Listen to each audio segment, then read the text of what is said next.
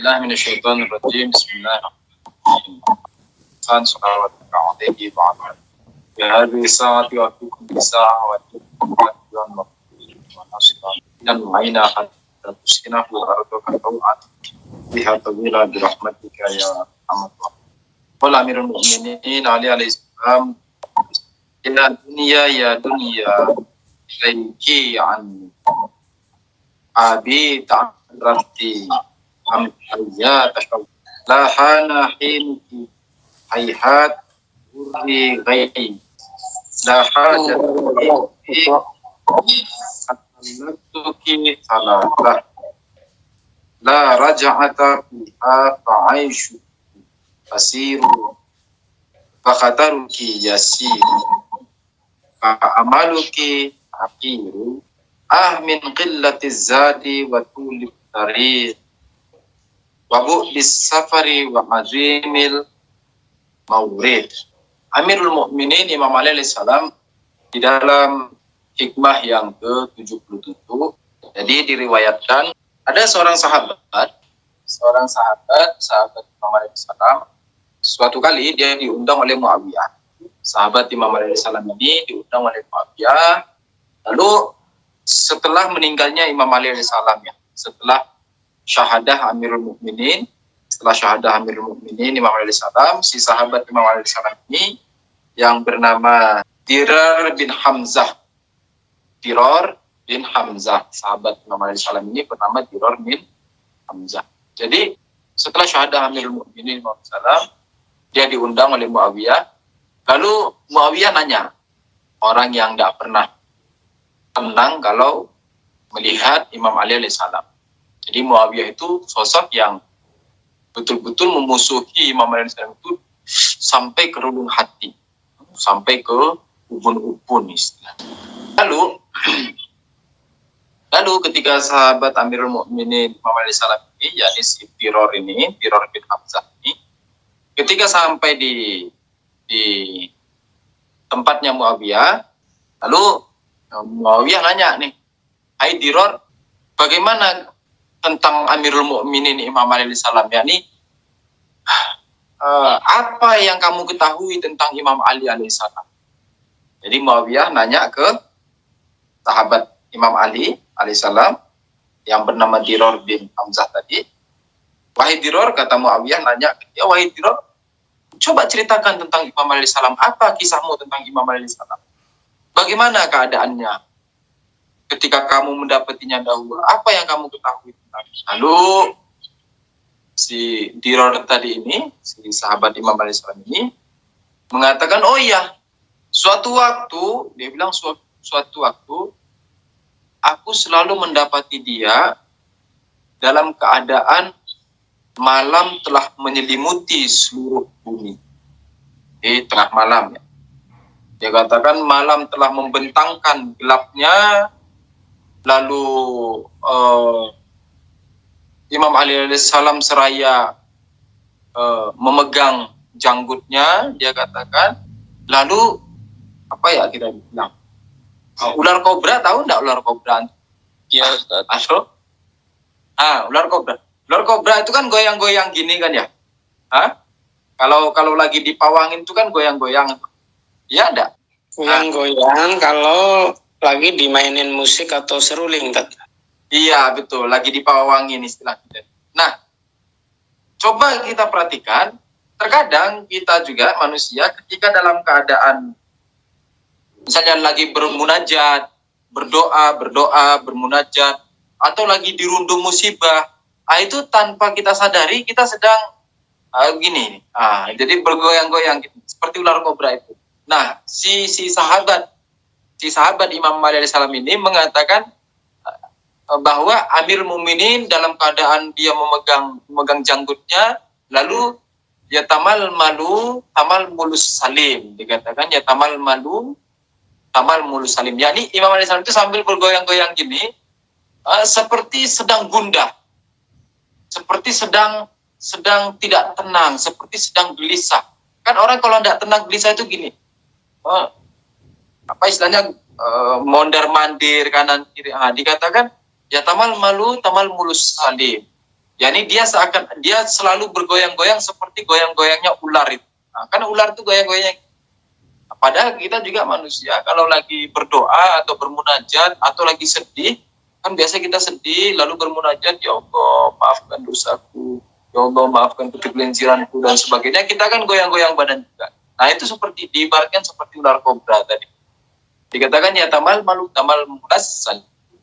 Dikatakan Imam Ali al-Salam itu bergoyang, jadi sambil memegang dagu bergoyang seperti gerakannya ular kobra tadi. Wayabka dikatakan, dan dia menangis seperti nangisnya orang yang kehilangan sesuatu, seperti orang yang nangis kehilangan segalanya. Ini keadaan Amirul Mukminin. Jadi ketika ditanya di Muawiyah, ketika bertanya ke sahabat Imam Ali Salam, dikatakan bagaimana kamu mendapati Amirul Mukminin Imam Ali Salam? Dia menjawab apa?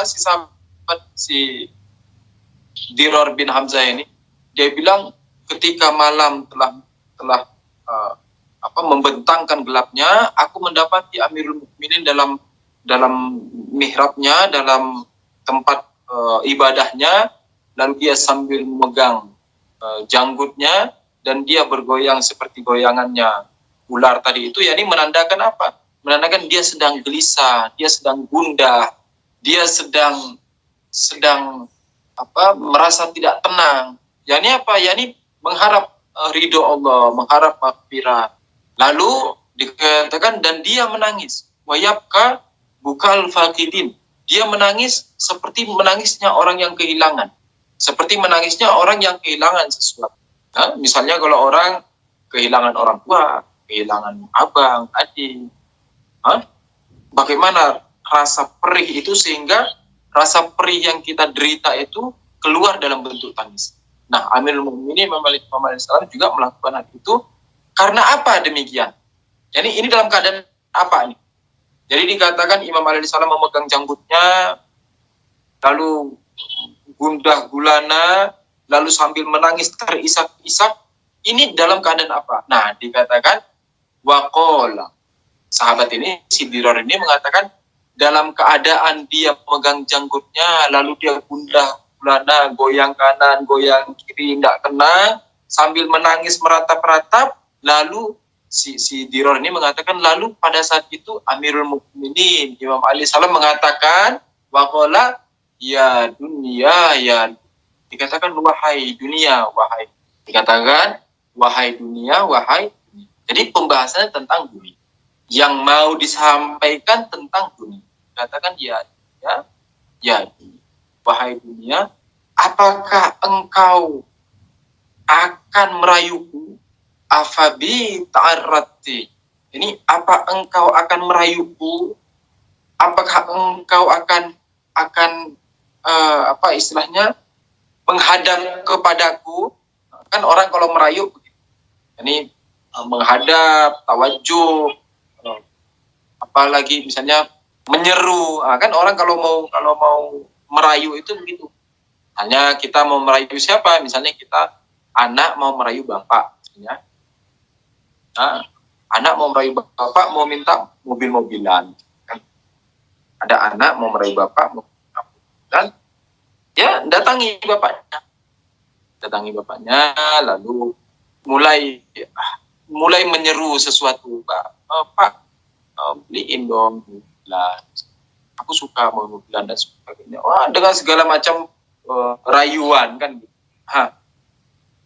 Amirul Mukminin mengatakan juga dunia demikian. Jadi si dunia ini seakan-akan sedang merayu Amirul Mukminin. Dikatakan ya dunia, afabi ta'at, ya apakah engkau akan merayuku? Ataukah ilayya tashawwaqti, ataukah engkau sedang jatuh cinta kepada? Nah, dikatakan pelan-pelan. Ya dunia, ilaiki anni. Jauhlah dariku. Wahai dunia, jauhlah dariku. Ya dunia, ilaiki anni. Jauhlah dariku. Abi ta'arrati. Apakah engkau hendak ilayya tashawwaqti, ataukah engkau sedang jatuh cinta kepada aku? La hana hinuk. Tiada masa bagimu. Amirul Mukminin Imam Ali Salam mengatakan, wahai dunia, tiada masa bagi. Hayhat, takkan pernah aku menjawab jatuh cintamu, takkan pernah aku menjawab rayuanmu, takkan pernah aku menjawab gombalanmu. Wurri ghair. Pergi rayulah orang selain diri. La hajata li. Tiada kebutuhan bagiku di dalam dirimu. Wah. Katalaktu salatan. Aku telah menceraikanmu 3 kali.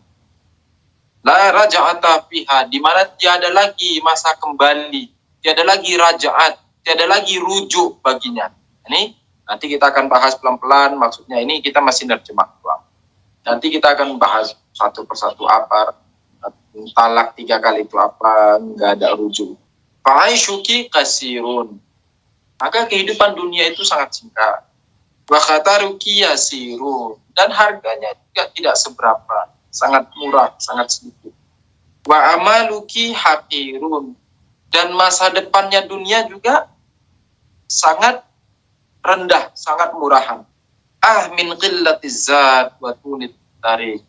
Aduhai, betapa sedikitnya bekal dan panjangnya perjalanan. Wabuk di safari wa azimil mawdih. Dan jauhnya rumah wa azimil mawdih.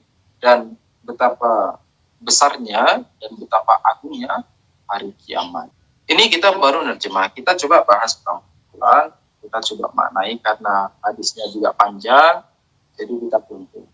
Yang pertama, kita melihat dari riwayat bahwa Amirul Mukminin Imam Ali sedang memisalkan dunia sebagai seorang wanita. Nah, tadi kan kita sudah terjemah pelan-pelan. Dari teks riwayat, dari matan riwayat, kita melihat bahwa Amirul Mukminin Imam Ali alaihissalam memisalkan dunia ini sebagai wanita, sebagai perempuan. Lalu berarti kita bisa menilai, kita bisa memandang bagaikan seorang lelaki dengan seorang wanita.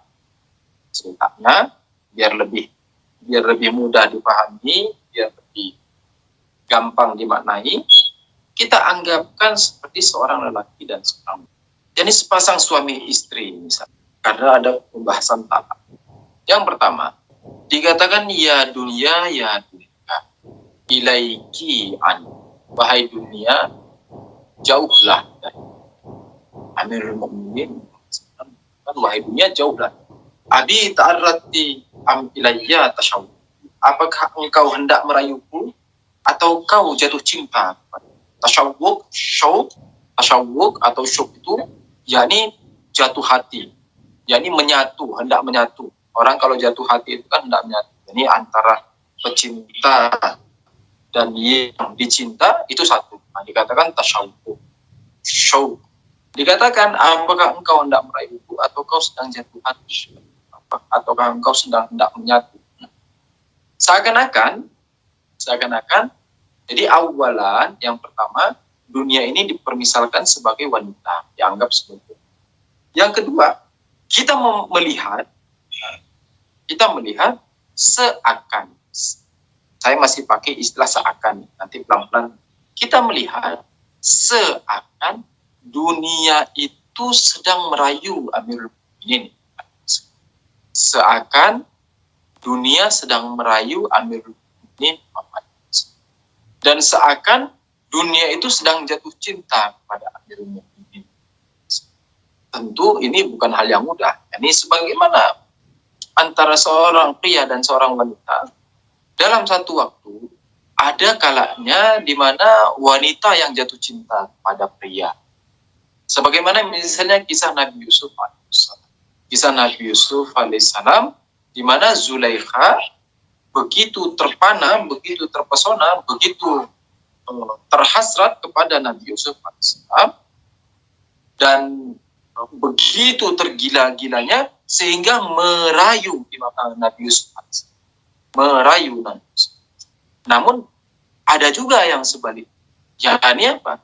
yakni lelaki yang jatuh hati kepada wanita, lelaki yang jatuh cinta kepada wanita, lelaki yang terpikat dan terpesona kepada wanita. Dan ini kebanyakan terjadi. Kan begitu. Ini umumnya yang terjadi adalah lelaki yang jatuh hati, lelaki yang jatuh cinta, lelaki yang terpesona dan terpikat kepada seorang. Hanya mungkin di antara sebagian kita adalah termasuk orang yang bagian pertama. Yani apa? Yani mungkin di antara sebagian kita adalah lelaki yang dipikat dan dikejar oleh wanita, yakni istrinya yang sekarang. Tetapi sebagian dari kita juga adalah bagian yang kedua. Yani apa? Yakni lelaki yang mengejar wanitanya, lelaki yang mengejar istri, lelaki yang memikat wanita. Ini dua keadaan. Terserah hantu mau bagian pertama, mau bagian kedua. Kita hanya membahas tentang riwayat. Jadi kita tidak sedang membahas apakah kita di bagian pertama. Nah, terkadang yang bagian pertama tadi apa nih? Bagian pertama yakni wanita yang merayu lelaki, wanita yang memikat lelaki, wanita yang terpesona dan tertarik kepada lelaki. Nah, ini juga dua keadaan. Apakah si lelakinya itu menyambut gayung, dengan kata lain yakni si lelakinya juga menyukai wanita, atau lelakinya acuh tak acuh dan tak memperhatikan rayuan tersebut. Bahkan dia bersikap dingin saja, bersikap tidak mau terpikat saja, tidak mau mendengar saja. Yani dia bersikap acuh terhadap rayuan tersebut. Ketika si wanita merayu, menggombal si lelaki, terpikat kepada lelaki, ini ada dua. Apakah si lelakinya itu terpikat juga, terpana juga, terayu juga, ataukah dia menolak rayu, ataukah dia mengacuhkan gombalan. Dan yang bagian kedua juga demikian. Ketika seorang lelaki terpana dan terpikat kepada seorang wanita, ini juga ada dua keadaan. Keadaan yang pertama, apakah wanita itu termakan rayuan dan gombalan si lelaki tersebut sehingga menjadi suami istri sebagaimana sebagian besar dari kita. Ini sebagian besar dari kita, yakni apa? Yakni wanitanya termakan rayuan gombal. Ataukah bagian yang kedua, yakni apa? Yakni si wanitanya tidak mau makan rayuan gombal tadi itu, bahkan mengacuhkannya. Nah, ketika mengacuhkan rayuan tersebut, maka tidak jadi suaminya. Kan berarti ada empat model. Sekarang ini kita sudah punya 4. Kalaulah wanita ini kita gambarkan sebagai dunia. Wanita yang tadi kita bahas tadi itu kita gambarkan sebagai. Maka ada 4 model yang kita bisa gambarkan hubungan antara dunia dengan manusia. Ada 4 model hubungan yang kita bisa gambarkan antara dunia dengan model yang pertama manusia. Model yang pertama dunia yang merayu manusia, di mana manusianya menyambut rayuan tersebut. Model yang kedua dunia merayu manusia, namun manusia mengacuhkan rayuan tersebut, tak mengindahkan rayuan tersebut, tak memperhatikan rayuan tersebut. Ini bagian yang ketiga, manusianya yang merayu dunia, manusianya yang mengejar dunia, manusianya yang terpikat dan terjerembab ke dalam dunia, dan si dunia juga menerima rayuan tersebut, menyambut gayung tersebut. Ini bagian ketiga. Dan yang bagian keempat, manusianya terpikat, terpana, terhenyak kepada si dunia, namun si dunianya tidak menyambut dan justru meninggalkan serta mengacuhkan si manusia tersebut. Ini golongan. Yang paling hancur dari semua golongan ini adalah golongan yang paling hancur dari semuanya, dari 4 golongan ini. Yang paling terpuruk dari 4 golongan ini adalah golongan yang yakni apa? Yakni sudahlah dia yang terjerembab, sudahlah dia yang terpikat, sudahlah dia yang terpana kepada dunia, namun si dunia tak menerimanya, si dunia malah mempermainkannya, si dunia malah menolaknya, si dunia malah meninggalkan. Ini yang bagian. Dan ini kita lihat banyak kejadian. Misalnya orang cinta mati sebagai misalnya apa? Sebagai mau nyalon jadi kepala desa. Kita kecil-kecil dulu karena sudah mau pilpres.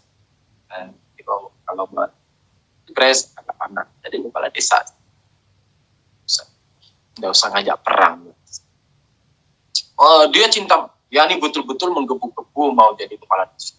Karena apa? Ya karena urusan dunia, karena mau dibilang hebat, karena mau punya makom, karena mau punya ngambil posisi jabatan, mau dibilang berpangkat, hasil segala macam dengan segala embel.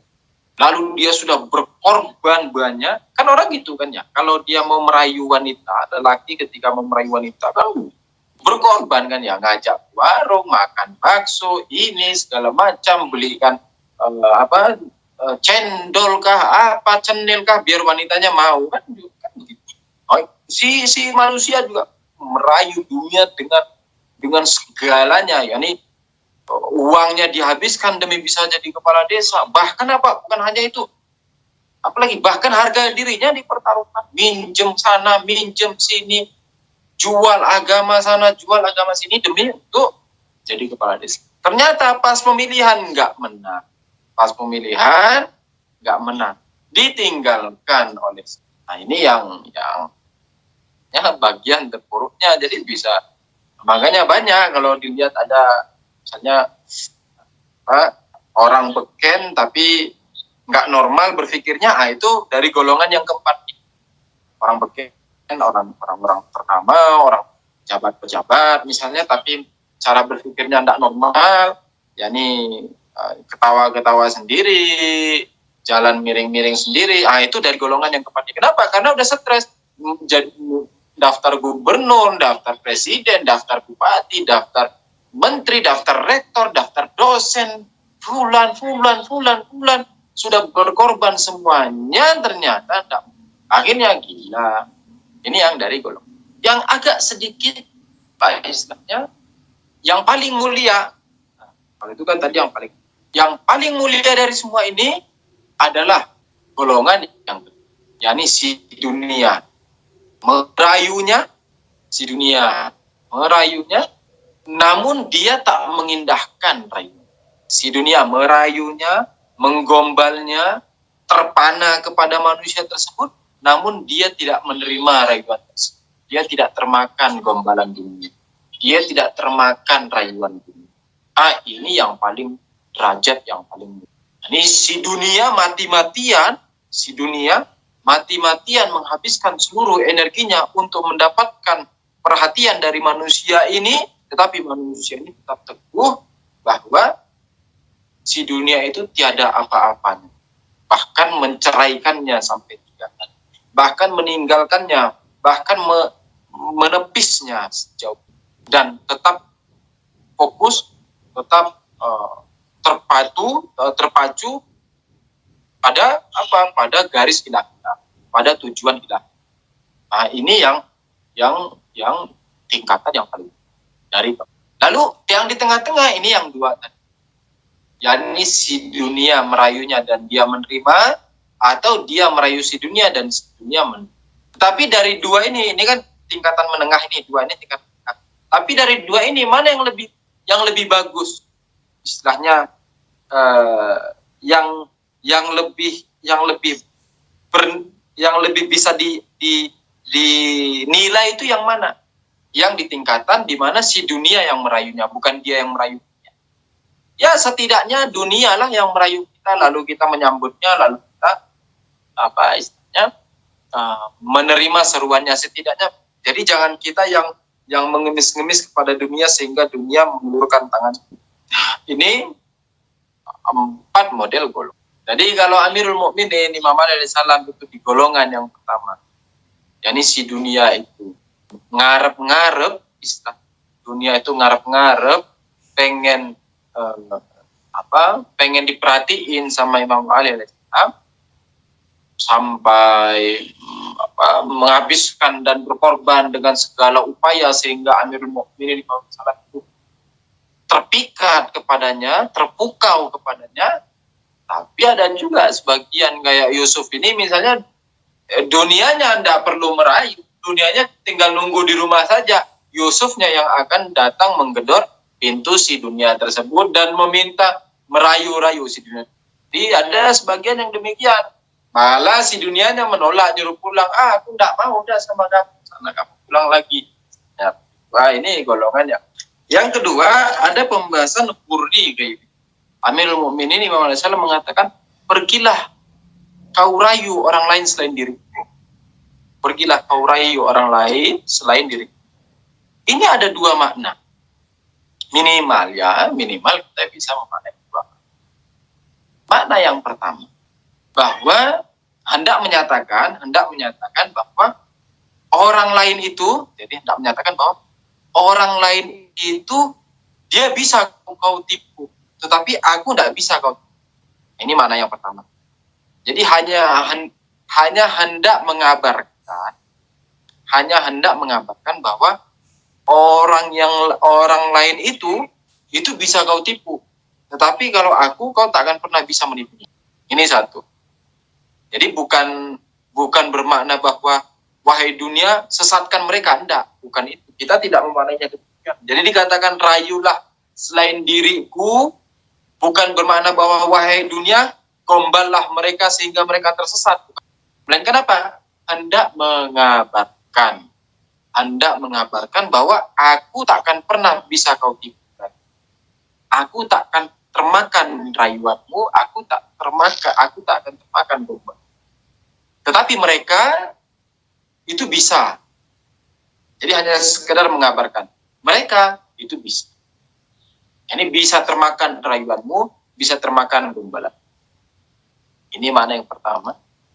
Atau makna yang kedua adalah makna istilahnya semacam teguran kepada kita. Ini kepada selain Imam Ali Salam. Bahwa wahai Yusuf, wahai Ali, wahai Tanto, misalnya, jangan sampai kalian termakan rayuan dunia.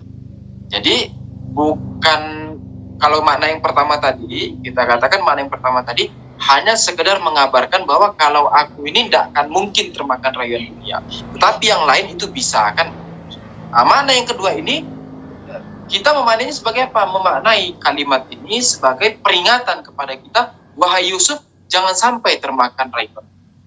Jadi ketika dikatakan rayulah, kan Imam Ali Salam mengatakan hurri ghairi. Jadi rayulah selain diriku. Ya, ini siapa selain diri Imam Ali Salam? Ya Yusuf.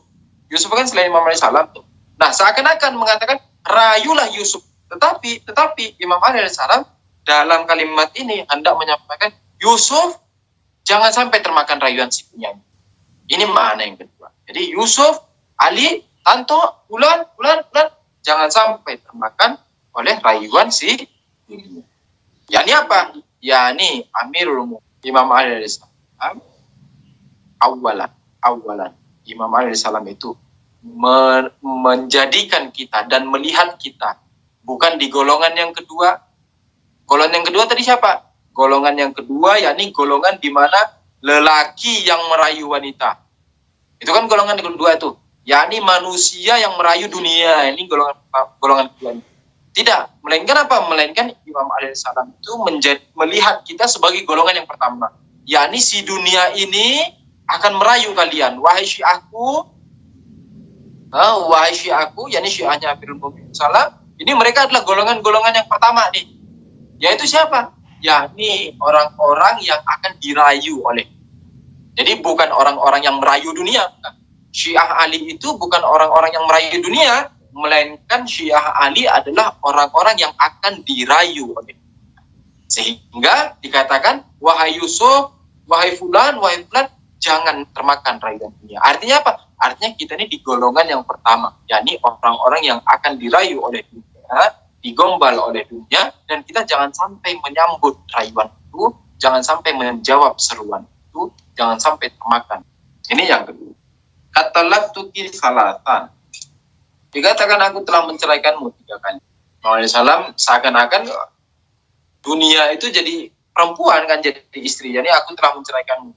Nah, di dalam pembahasan cerai ini, talak yang pertama, jadi ada istilah misalnya talak 1, talak 2, dan talak 3. Nah, talak 1 itu, misalnya naudzubillah, seorang lelaki dengan istrinya tidak cocok, lalu bercerai dengan syarat-syarat yang terpenuhi. Jadi tidak mudah ya, bercerai itu juga tidak mudah. Jangan menganggap bercerai itu mudah. Ada syarat-syarat yang harus terpenuhi. Ada saksi, ada syarat kapan harus diceraikan, waktunya kapan, itu ada semua syarat-syaratnya. Tidak seperti di Indonesiaan. Pokoknya cerai ya sudah, ayo kita kemana? Ke pengadilan. Oke, kita ketok 1, 2, 3 ketok cerai. Oh tidak ada cerai-berai, tidak. Harus ada 2 saksi yang adil, bulan syarat 1 syarat, 2 syarat, 3 syarat, 4 tidak. Nah, ketika jatuh talak 1, ketika diceraikan, misalnya anti tolik, ini sudah cerai nih. Lalu si lelaki ada namanya masa iddah itu kan. Setelah cerai itu kan ada masa iddah tuh. Masa iddahnya berapa kalau cerai? 3 kali suci. Siapa ini 3 kali suci? Dari Kebumen. Oh, Pak Fajar. Ahsan. Masa iddah cerai itu 3 kali suci, bukan 3 kali haid. Bukan, melainkan 3 kali masa suci. Salah satu tahurin. Ini 3 kali masa suci. Nah, ashur ini 3 kali masa suci. Ini masa iddah nih. Tetapi selama masa iddah, si suami tadi, si lelaki tadi, si suami yang menceraikannya, itu masih punya hak keistimewaan. Apa itu hak keistimewaannya? Disebut dengan rajaat atau rujuk. Disebut dengan rujuk, yakni ketika si wanita ini masih dalam masa iddah 3 kali masa suci itu, maka si lelaki masih memiliki kesempatan untuk kembali ke istrinya. Di dalam 3 kali masa suci ini, si lelaki ini, si suaminya yang menceraikan itu masih memiliki kesempatan untuk kembali kepada istrinya. Dan tidak harus baca akad lagi. Jadi kalau mau kembali, misalnya contoh si A, lelaki si A mencerai si B, dikatakan anti tolik, cerai nih. Nah, cerai, masih ada masa iddah nih. Masa iddahnya berapa kita katakan tadi? 3 kali masa suci. Nah, lalu misalnya sebelum habis masa iddah, si lelakinya ini mau kembali lagi, nyesel aku sama istriku pisah. Ternyata dia ini wanita yang sangat baik misalnya. Atau ternyata aku kemarin itu hanya termakan rayuan setan doang misalnya. Bahwa ternyata setelah aku lihat di luar, tidak ada yang lebih baik daripada istriku. Mereka ini wanita-wanita di luar ini yang mencoba merayuku, ternyata mereka ini berbahaya ternyata. Yani ternyata yang tulus mencintaiku itu cuma istriku. Walhasil udah neles, apa istilahnya, glengso, glongso, bukan dongso, yani nelongso, yani nyesek, glongso, nyesek, jadi udah nyesek, akhirnya aku mau kembali aja sama istriku. Kalau mau kembali itu enggak perlu baca akad lagi, cukup apa? Ya cukup datang senyum aja ke istrinya atau main mata atau sweet, itu udah dianggap sebagai rujuk. Jadi dipermudah tuh sama agama. Orang kalau mau rujuk tuh dipermudah, enggak perlu harus, kan kadang kita malu-malu kan, laki habis menceraikan terus malu kan, mau minta lagi sama istrinya, yuk kita baca akad lagi, yuk, kan malu. Makanya agama mempermudah. Misalnya ting-tingannya ting, udah jadian lagi itu. Atau misalnya masuk aja ke rumah, udah itu kode, kita jadian lagi, aku nggak jadi talak. Dan istrinya nggak ada, dan si istri tidak punya hak untuk menolak rujuk. Nah, si istri, aku nggak mau, Ternyata terkadang ternyata si istri senang diceraiin. Kan gitu. Si istrinya senang diceraiin. Sampai dia bilang, wah, tahu gini dari dulu diceraiin mah. Lebih enak kan. Wah, gawat si laki-lakinya nyesel. Kayak misalnya, ya ini kayak peristiwa laki-laki sama dunia ini. Manusia sama dunia. Kayak wanita manusia sama dunia. Sesekali ya Hanu manusia mau menceraikan dunia. Yusuf mau menceraikan dunia, anti tolik ya dunia, anti tolik ya salam. Si dunia yang jawab, dunianya yang jawabnya gimana? Dia bilang, lah orang aku yang menceraikan kau sudah dari dulu. Jangan sampai ternyata kita yang diceraikan dunia. Artinya apa? Ya ini kita buruk banget itu. Kalau kita yang nyeraiin dunia kan masih bagus sebenarnya. Ya ini kita masih sedikit bermartabat. Lah kalau kita yang sampai diceraiin dunia, lah kan parah banget. Saya juga sama wanita pas diceraiin istrinya, ternyata istrinya bilang, ya alhamdulillah dari dulu coba kalau diceraiin. Wah ini kan berarti lelakinya itu membawa ketentraman kepada wanitanya. Lelakinya itu tidak membawa kenyamanan kepada kita. Lelaki itu menjadi angkara murka bagi wanita. Jadi bentuklah keluarga suami istri itu yang nikmat ya nih, yang nyaman. Suami nyaman di samping istri nyaman di samping suami. Pertengkaran itu biasa terjadi. Kita ini punya dua kepala, laki sama wanita itu punya dua kepala. Kalau seandainya si wanitanya itu robot, enak kan, setel kanan, thread, pijit kanan, belok tombol kiri, atas bawah, tidak akan melawan. Tapi yang di depan kita ini adalah sesosok wanita yang manusia, yang dia juga punya pikiran dan punya ikhtiar. Jadi bisa mikir, bisa milih, dan pernah sekolah lagi, jadi pinter. Jadi jangan berharap bahwa dia harus seperti robot. Enggak. Bukan itu yang diminta dalam Islam. Tetapi saling ta'amul, yakni saling pengertian. Lelaki bisa menerima istrinya bisa menerima. Bagaimanapun ketika dulu sebelum kita menikahi istri kita itu, maka dia adalah wanita yang digandrungin oleh ribuan lelaki. Jadi ada sejuta pria yang ingin memikatnya, jadi yang ingin menikahinya. Jangan dikira bahwa kita satu-satunya pria yang mau menerimanya. Justru jangan sampai kita ini termasuk orang yang menjatuhkan si wanita. Jadi jangan menganggap remeh wanita yang ada. Jangan mengecilkan posisi. Bagaimanapun mereka itu adalah sosok wanita yang di masanya, di zamannya itu termasuk wanita yang bermartabat, wanita yang kuat, yang juga banyak laki-laki lain yang hendak menjadikannya sebagai istri. Lalu kita datang dengan 1000 gombalan kita, 1.000.000 silat lidah kita, lalu kita datang dan akhirnya berhasil mengambil hatinya, maka terimalah segala kekurangannya. Apa saja. Selagi tidak menduakan atau selagi tidak putus dari rahmat Tuhan. Karena kalau sudah putus dari rahmat Tuhan, sudah tidak ada jalan. Jadi terima.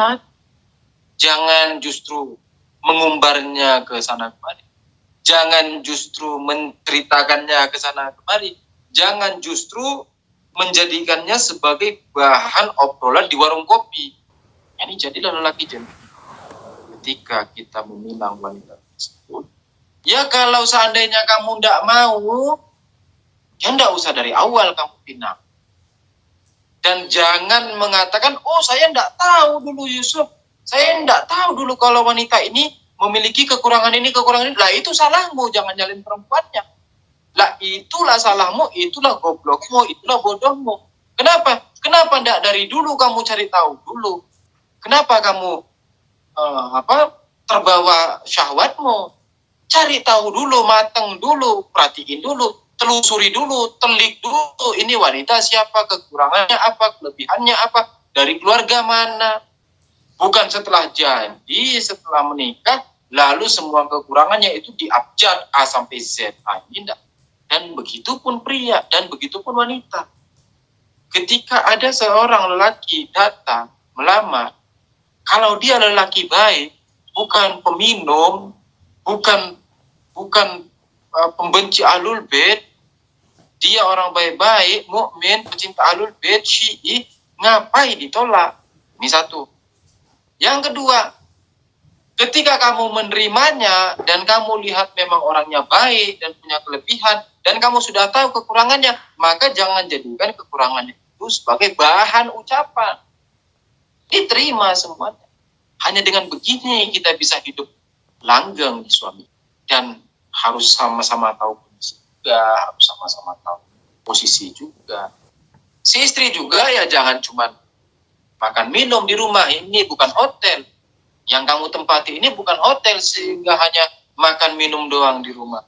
Nyetel TV, nonton, bukan. Nah ini rumah. Lalu apa? Ya bersih-bersih. Ya masak nasi untuk keluarga. Ya misalnya buat teh untuk suami. Karena apa? Karena suami punya aktivitas keluar. Suami yang cari makan, suami yang cari kerja, suami yang cari upah. Jadi kehidupan itu bisa jalan. Rumah mau diisi kulkas, kan gitu. Mau apa lagi? Rumah mau kompor mau hidup, kan gitu. Di rumah listrik mau nyala, lah ini kan butuh dana. Terus siapa yang mau nyari dananya? Kalau si istrinya yang nyari dana, siapa yang mau ngurus rumah? Nanti ya suaminya pergi sana cari dana. Berarti istrinya yang ngurus rumah. Jadi harus saling mengisi, harus tahu kondisi, harus tahu posisi. Suami pulang kerja jangan dicemberutin. Suami pulang kerja jangan dikasih muka pasam. Suami pulang kerja itu jangan disambut dengan muka semewot, jangan. Suami pulang kerja, si ibu-ibu nih, ya ini urusan ibu-ibu ini agak susah juga. Suami pulang kerja itu pergi mandi dulu, ibu. Suami pulang kerja itu pergi mandi, berdandan sedikit, bersolek, beginju, bercelak, sisir rambut rapi. Suami datang kerja itu pakai parfum lah sedikit, jangan bau ketiak juga ditawarkan sama suami. Udahlah suami di kerjaannya nyium bau sampah, sampai rumah juga nyium bau sampah, kan setengah mati. Jadi udah tahu nih, misalnya suami pulang jam berapa? Oh jam 4 sore. Ya udah mandi jam 3 itu mandi, pakai bedak, rapi, bersolek, gincu, celak, semua. Anting-anting pasang, sedikit body mist, parfum. Pas suami datang sambutlah, assalamualaikum warahmatullahi wabarakatuh. Bang sehat bang? Duduk, ini teh udah jadi panas, teh panas mau, ini bang, minum bang. Saya minum, kasih minum si suami. Biar sedap rasa suami. Biar betah dia di rumah. Biar dia pengennya cepat pulang terus. Jadi biar suami itu nggak betah lama-lama di kerjaan. Kadang ada suami itu betah lama-lama di kerjaan. Dia pikir daripada pulang pula kan, daripada cepat pulang nanti nyium bau sampah juga, sama juga di sini pun nyium bau sampah, di rumah pun nyium bau sampah, mending di sinilah kan gitu. Nah ini gawat kalau udah caranya si suami itu nggak betah di tempat kerja.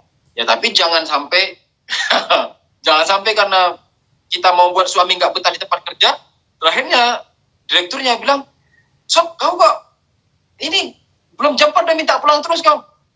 Terakhir dipecat pula si suaminya dari tempat kerja kan. Enggak juga gitu, diatur. Jadi maksudnya apa? Maksudnya buat dia itu pengen cepat pulang. Jadi ada yang dirindukan di rumah. Wah kalau sampai pulang nanti di rumah ini sedap lagi, tengok istri lagi cantik, jelita kan, juwita, bersih, wangi, sedap. Nah, tengok rumah pun udah bersih, sedap, mantap. Tengok rumah pun sampai masuk rumah kita 11-12 juga sama misalnya taman kanak-kanak, kan jauh juga. Jadi harus saling isi. Tapi tetap suami juga Jangan terlalu banyak minta sama istri. Kalau disiapin teh, tahulah sedikit terima kasih. Suami ini kadang pun gitu, jadi nggak tahu berterima kasih. Kalau udah dibuatkan teh sama istri, tahu sedikit berterima kasih. Dipuji-puji lah. Mamnun Aziza, terima kasih cintaku. Kan enak. Istri itu pun dengar mak sedap juga ya, kawannya dibuatkan teh, nyanjung kita. Buatkan teh, balaslah terima kasih ya Aziza ya. Kasih sayang udah buatkan teh. Kalau nanti kau buatkan lagi aku misalnya toge goreng, pergilah kita beli cincin untuk kau. Misalnya gitulah biar si istri pun tambah semangat dia. Panjang kali udah pembahas. Tapi urusan rumah tangga karena penting kita bahas. Itu jadi satu. Terus kenapa sampai ditalak 3 kali ini? Si dunia ini kenapa sampai ditalak 3 kali? Dikatakan fa'aishuka kasirun. Kehidupanmu itu sangat singkat dunia. Berapa sih mentok-mentok kita orang ini paling banter ya 100 tahun. Berapa lama juga. 100 tahun itu sedikit enggak lama. Bertahan dengan kesakitan di sini demi apa? Demi masa panjang yang akan kita hadapi. Wa kata ruqiyah sirun. Nilaimu juga tak seberapa. Hari ini kita dapat gaji 100.000. Kita pulang kita beli nasi goreng, pisang goreng, apalagi misalnya tempe, ubi goreng, habis sudah. Cuman itu tak berharga. Wa amaluki hakiru. Dan masa depanmu dan harapanmu juga begitu rendah, murahan. Kenapa? Karena mentok-mentok, mau jadi apa kau? Aku mau jadi mau jadi presiden lah. Besok jadi presiden. Pas sudah jadi presiden, korupsi lagi dia. Ini yang berat urusan. Jadi cita-cita dunia itu tidak ada tinggi-tingginya. Ya ini tetap kita akan jadi budak bagi dunia. Kalau kita jadikan dunia itu sebagai cita-cita, maka selamanya kita akan jadi budak bagi dunia. Kita lah budak dunia. Lalu bagaimana? Untuk bisa keluar dari cengkeraman ini, maka kita harus mengambil satu titik yang di luar dunia ini sebagai tujuan. Apa itu? Itulah hak ta'ala. Kita jadikan hak ta'ala sebagai tujuan. Kita jadikan khat ilahi, tajalli, hakikat Muhammadiyah ini sebagai kesempurnaan hakiki yang kita mau. Dengan demikian, ketika kita menjadikan hakikat Muhammadiyah ini sebagai tujuan besar kita, bahwa kita hendak menjadi tajalli Tuhan, kita hendak menjadi manifestasi sempurna Tuhan, kita hendak mengikuti jalan dan sirah Ahlul Bait alaihimussalam, karena mereka lah insan-insan kamil, mereka lah manusia-manusia sempurna. Dengan demikian maka kita juga menjadi besar. Maka tujuan kita juga menjadi besar, harapan kita juga menjadi besar, karya kita juga akan menjadi besar. Kenapa? Karena harapan kita sandarkan pada yang tak terbatas. Karena harapan kita sandarkan pada sesuatu yang maha tinggi. Ketika kita sandarkan pada sesuatu yang maha tinggi, ketika kita sandarkan pada sesuatu yang maha luas, maha besar, maka kita juga menjadi bagian dari itu. Maka kita juga menjadi besar. Contoh misalnya ya, tanah. Misalnya tanah. Itu tanah di belakang rumah, itu. Ya kan tanah itu ya. Bedanya tanah di belakang rumah antum sama tanah di Karbala itu apa? Sama-sama tanah. Tanah di belakang rumah antum ya warnanya juga merah-merah kan, tanah liat. Jadi yang di Karbala juga tanahnya. Tapi tanah di belakang rumah antum coba kasih orang, ayo nih buat turbah sujud. Orang tidak mau. Bekas itu, bekas comberan apa. Tapi tanah di Karbala, orang sampai melas-melas minta untuk dikasih tanah Karbala. Kenapa terjadi perbedaan? Tanah di belakang rumah, tanah juga. Tanah di Karbala, tanah juga. Tapi kenapa beda? Bedanya karena ada yang dinisbatkan. Ada penisbatannya. Yakni tanah di Karbala itu dia mulia karena dinisbatkan kepada Imam Hussein alaihissalam. Dan tanah yang di belakang rumah, itu kenapa dia tidak semulia tanah Karbala? Karena tidak dinisbatkan kepada Imam Hussein. Jadi penisbatan itu luar biasa efeknya. Dan manusia juga demikian, ketika jiwa kita, diri kita ini dinisbatkan kepada Ahlul Bait sebagai syiahnya Ahlul Bait, maka kita akan menjadi insan mulia, kita akan menjadi insan besar, kita akan menjadi suatu skema besar. Tetapi kalau kita menjadikan diri kita itu pecinta dunia, hamba dunia, ya sudah, ukuran kita juga sedikit. Min qillatiz zat wa tulit tariq wa bu'dis safari wa azimil maqbid. Dikatakan aduhai betapa sedikitnya bukan. Sholat kita, berapa tahun kita sholat ini, satu kali pun belum. Sholat, puasa, zakat, haji kita umroh. Haji, Anda mau ngingetin antum yang sudah punya kelayakan dan yang sudah mampu, itu wajib haji. Hati-hati ya.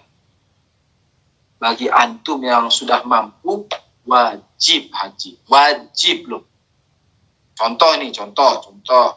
Hari ini antum mampu nih hari ini.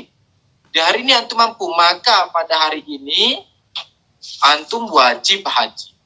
Jadi nanti tahun ini ada pemberangkatan haji antum.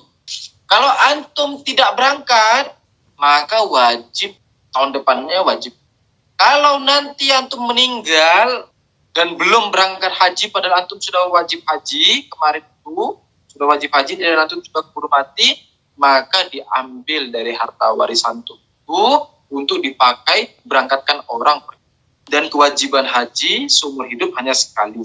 Ketika antum sudah mampu, maka kewajiban wajib haji dalam seumur hidup sekali. Setelah itu hajinya haji mustahab.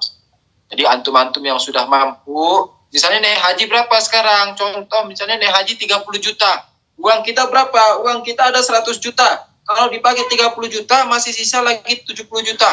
Kalau misalnya saya pakai haji 30 juta, terus apakah habis itu saya masih bisa hidup? Oh iya, sebulan saya cuma pakai misalnya sejuta saja. Berarti saya masih bisa hidup 70 bulan setelah itu. Karena masih ada sisa 70 juta. Terus apalagi? Dan roh. Dan jalan juga aman. Dan memungkinkan ada jalan, saya bisa berangkat haji dan sebagainya. Dan aman-aman saja, keluarga juga kalau aman-aman saja bisa hidup dan sebagainya, maka wajib. Betapa sedikitnya bekal amalan kita. Sholat kita belum tentu ikhlas, susah kali kan kita mau sholat ikhlas. Sholat kita itu baru Allahu Akbar, teringat pula ada orang pesan ayam goreng, angkat lagi Allahu Akbar, ada orang pesan jamu, angkat lagi Allahu Akbar. Tadi itu pembahasan filsafat tuh mantap kali tuh, yang surah maddah apa semua. Angkat lagi Allahu Akbar. Ini trading lagi naik, turun, mundur, maju. Jadi baru Allahu Akbar, bayangin sampai Assalamualaikum warahmatullahi wabarakatuh, enggak tahu berapa kisah. Ya susah. Khusyuknya itu sholat kita itu dihargain sama apa, misalnya sholat kita itu dihargain sama aktivitas kita sehari-hari. Kalau aktivitasnya belajar, itu filsafat mantap kali. Ini antum lagi sudah ada Tuhan bahas filsafat, ngapain bahas filsafat? Buat. Ini harga lagi tinggi. Antum ngapain bahas harga trading dan sebagainya? Sholat saja. Ngapain bahas trading? Biarin trading mau ngapain. Watulit tarik. Perjalanan kita panjang. Ini panjangnya gimana? Ya ini tidak ada habisnya. Perjalanan setelah kematian itu perjalanan yang tiada habisnya. Ini perjalanan abadi. Perjalanan yang abadi. Dan itu yang akan kita lewati. Kalau ini perjalanan di dunia ini perjalanan yang singkat saja, paling lama 100 tahun. Wabuh disafar, dan jauhnya. Gimana jauhnya? Yakni surga yang kita mengejar. Wa azimil maurid, dan begitu agungnya hari kiamat. Ini benar-benar hari kiamat. Kita insya Allah nanti mencari waktu luang sekali membahas khusus tentang kiamat. Jadi ada pembahasan yang menarik dalam pembahasan kiamat ini. Apakah yang dibangkitkan nanti itu adalah jasmani atau rohani dan sebagainya. Insya Allah dalam suatu pertemuan, kalau kita nanti kita akan bahas ini. Assalamualaikum warahmatullahi wabarakatuh. Waalaikumsalam warahmatullahi wabarakatuh. Terima kasih.